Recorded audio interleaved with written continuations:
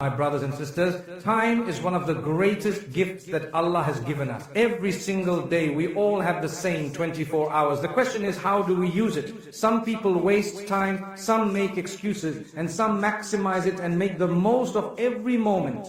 Today, I want to share with you 5 key ways to maximize your time, inshallah. Start your day with purpose. Bismillah, my brothers and sisters. Let me tell you something. How you start your day sets the tone for the rest of it. Many of us wake up late, rush through our morning, and wonder why we feel so unproductive.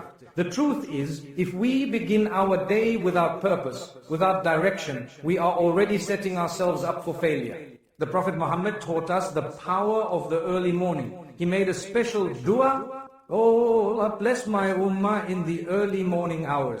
This means that the early part of the day is filled with barakah, blessings. But if we're sleeping through it, how can we expect to benefit from it? We must take advantage of this time. First things first, Fajr. My brothers and sisters, Fajr is not just a prayer. It is a mindset. It is discipline. It is a sign that you are truly making an effort for Allah. Some of us struggle to wake up, I know. The bed is comfortable, the alarm clock is annoying, and shaitan whispers just 5 more minutes. But let me tell you something, those 5 minutes become 10, then 20, then suddenly you've missed Fajr.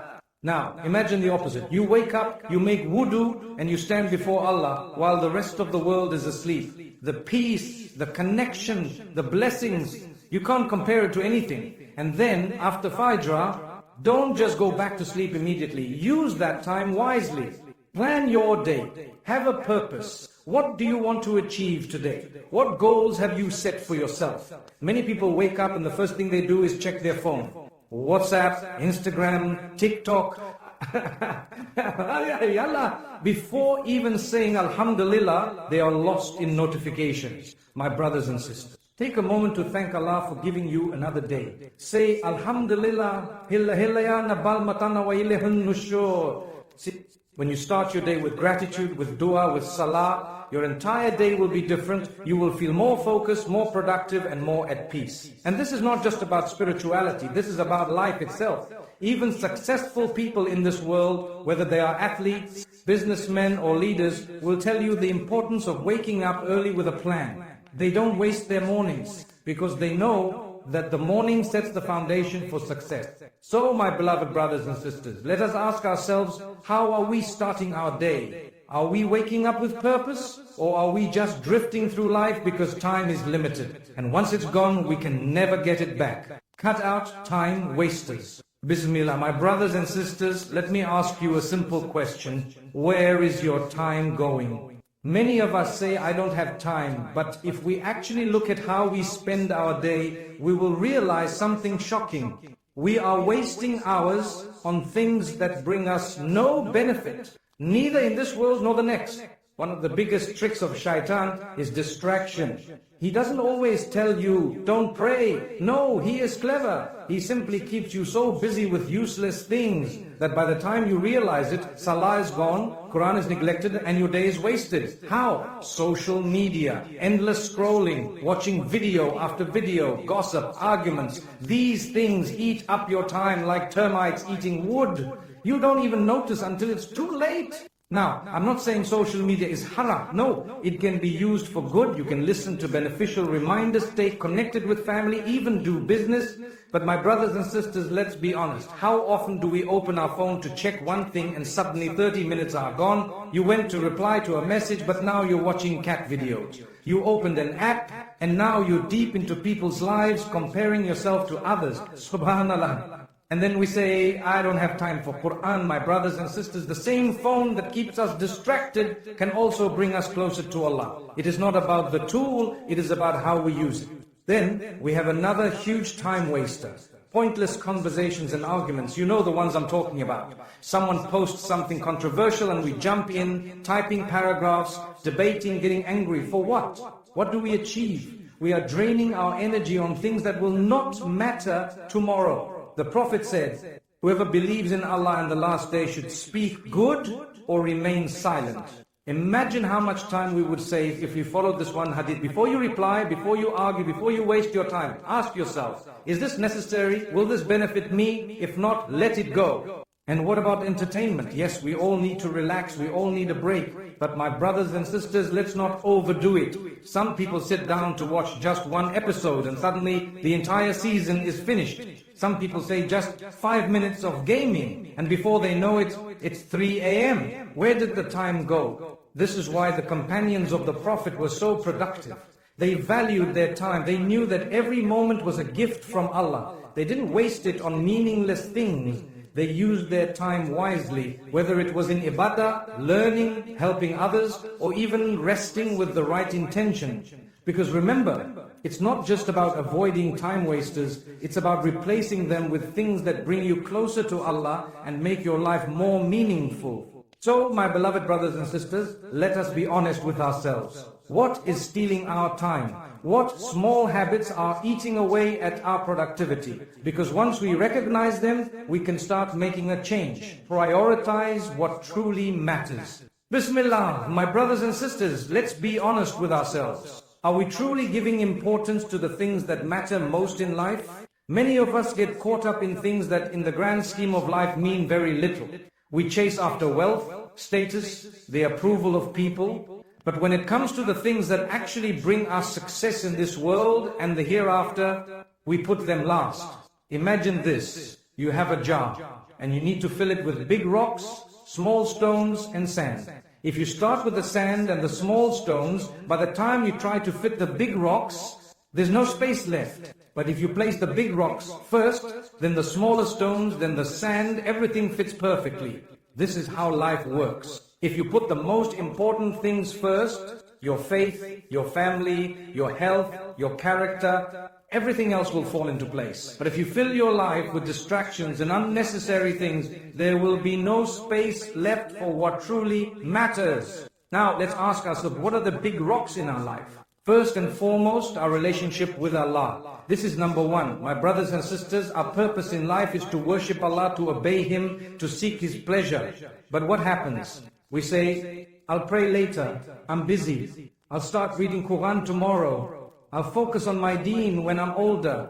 But who promised you tomorrow? Who promised you old age? The Prophet said, take advantage of 5 things before 5. Your youth before your old age, your health before your sickness, your wealth before your poverty, your free time before your busyness, and your life before your death. Subhanallah, we must put Allah first, always. Then family, how often do we neglect our parents, our spouses, our children, thinking we are too busy? We spend hours working, chasing money, but when was the last time we sat with our parents just to talk? When was the last time we gave our children our full attention without being distracted by our phones? Many people regret after their loved ones are gone that they didn't spend enough time with them. But regret is too late, my brothers and sisters. Prioritize your family while you still can. And then our health. We chase wealth, but what is wealth without health? The Prophet said, your body has a right over you. How are we taking care of ourselves? Are we eating well, exercising, getting enough rest? Or are we abusing the body that Allah has blessed us with? A healthy body allows you to worship better, to work better, to serve your family better. But many of us only realize this when sickness comes knocking. Don't wait until it's too late. And what about our character? The Prophet was sent to perfect good character, yet today we prioritize arguments, pride and ego over kindness and humility. My brothers and sisters, how we treat people matters. The way we speak, the way we deal in business, the way we help others. These are the things that define us in the sight of Allah. So, my beloved brothers and sisters, let us reflect. What are we chasing? What are we putting first? Because if we do not prioritize what truly matters, we will one day look back and realize that we spent our lives on things that never really mattered at all. Use small moments wisely.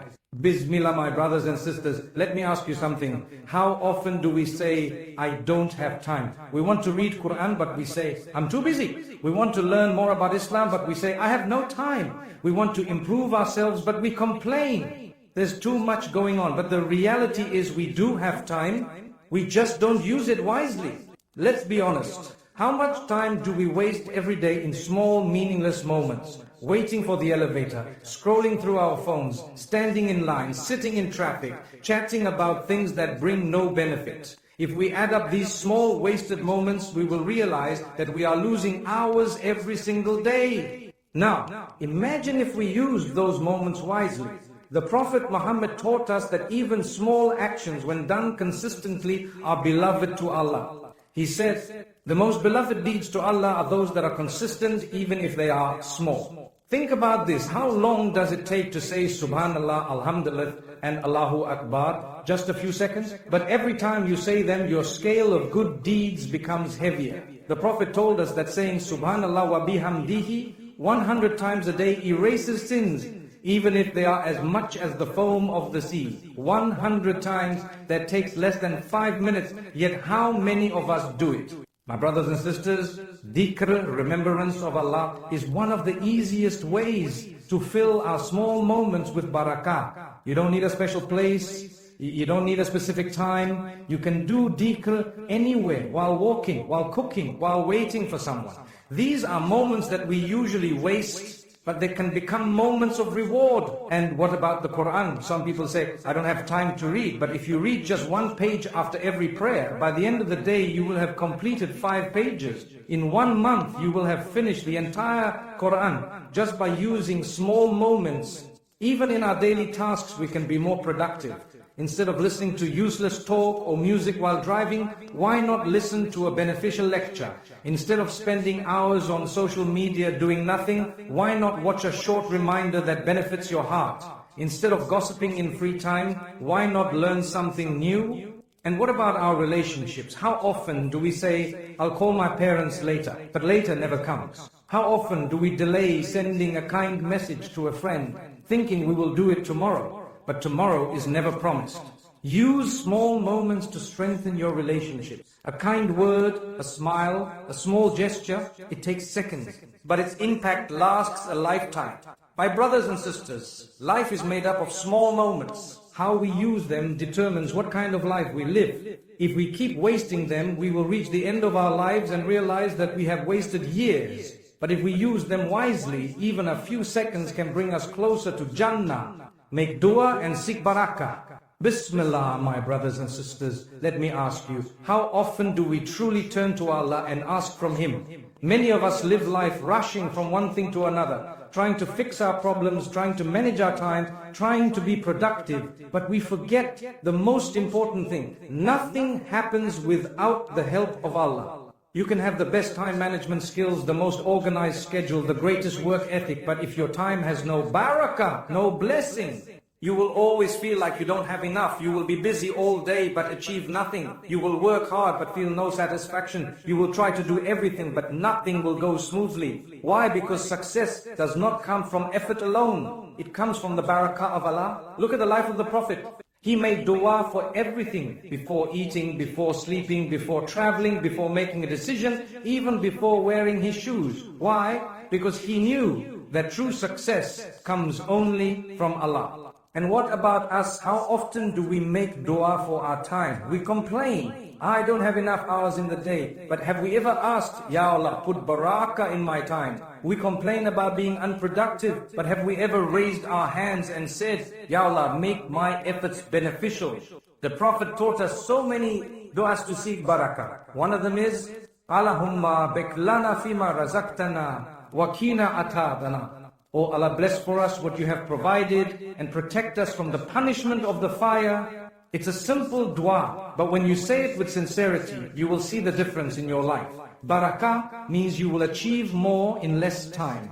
Barakah means your wealth will be small but will go a long way. Barakah means your efforts will be multiplied beyond what you could ever imagine. But my brothers and sisters, dua is not just about asking, it's about believing. Some people say, I've made dua so many times but nothing changes. That's the wrong attitude. Allah hears every single dua and He responds in ways we do not always understand. Sometimes He gives you what you ask for, sometimes He delays it for a better time, sometimes He replaces it with something even greater, and sometimes He protects you from something you didn't even realize would harm you. Trust His plan. And dua is not just about worldly matters. Many of us make dua for money, for success, for health, but what about our akhirah? What about asking for Jannah? What about asking for forgiveness? What about asking for a heart that is content? The Prophet used to make this beautiful dua. Ya muqallib al-qulub, thabbit qalbi ala din. O turner of hearts, keep my heart firm upon your religion. This is the real barakah, to live a life pleasing to Allah and to die in a state of iman. So my beloved brothers and sisters, let us not underestimate the power of dua. Let us ask Allah for barakah in our time, in our work, in our families, in our wealth, in our health, in our worship. Because when Allah places barakah in something, even a little becomes enough. And without His barakah, even a lot will never satisfy us.